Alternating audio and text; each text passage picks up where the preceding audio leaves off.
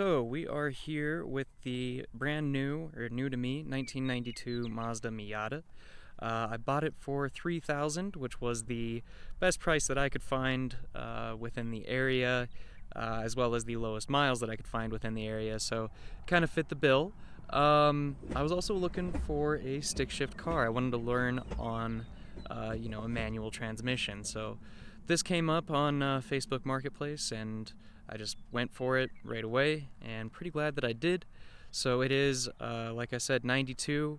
It is a 1.6 liter. It's got the soft top on it, and we're just going to go over some of the goods and bads of owning it just for a little over a month. But yeah, let's get into it. Okay, we're going to start with the good. So the good about this car, it seems to run pretty damn well.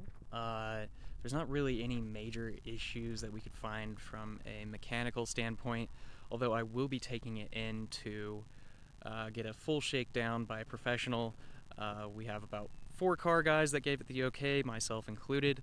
But yeah, the top is actually really in good shape. Like, we've gotten some solid snow here, and it's been buried pretty good.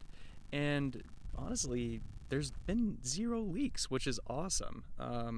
I don't actually know if the top was replaced at all, but just really surprised by how leak-proof that thing is. Otherwise, the interior for the car being, 30 years old is in really, really good shape. I'm pretty positive everything in there is original. Seats are in pretty good condition. The dash isn't cracked, there's not really any kind of fading, so kind of lucked out on that. But yeah, the engine bay is actually super, super clean. It looks like somebody did do a little bit of work in here, like you'll see some of these Mishimoto hoses, so that's encouraging to see. But the engine bay is also not like perfectly clean to where it's, trying to like hide something, so pretty good news around that. And then down here, I know that these radiators are known to fail, so this one was looking nice and clean. It wasn't like green or like cracking in any way, so I think that's kind of checking off all the boxes, which is great. As for the bad, there are a couple of things that aren't detrimental to the car. They are pretty easily fixed. A lot of them are just aesthetic.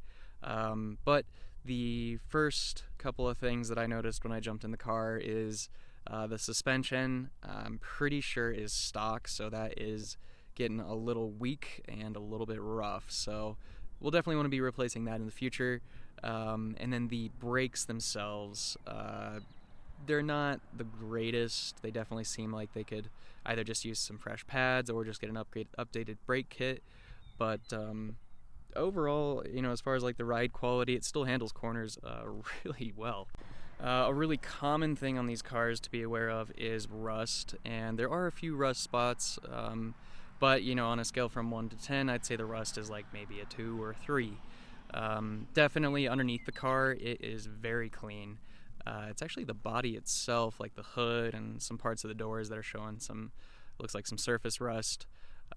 So once again, I think I lucked out on that one. And of course, the paint. The paint on this definitely is like 50 different shades of red, but we're going to take care of that soon. Probably going to be painting it a pretty nice black, and just getting it to look great. So excited to see how this project goes. I think it'll be a fun adventure, and the rewards are going to be fantastic. And then another common thing with these cars is that they will have lifter tick, or I think I've heard other people call it valve slap. Not sure if those are the same thing or not, but this car does have it, and I've heard it's pretty easy to fix, but we'll be definitely taking a look at that to get it running smooth and sounding great.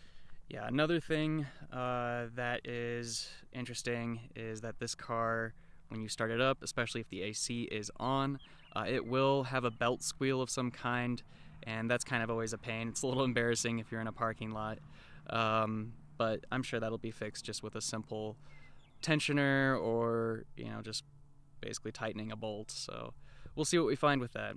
And the final thing that's wrong with it is that it does have an issue with the passenger side door, where the lock, or not the lock, but the door handle actually does not function properly from the outside. Again, an easy fix.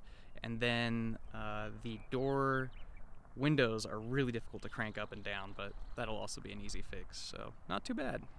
But yeah, that's pretty much going to do it for today's video. Hopefully you get a good idea of what the good and bad about the Miata is, and kind of what I bought it for, and kind of where we're going. So hopefully we can get this thing fixed up and looking fantastic.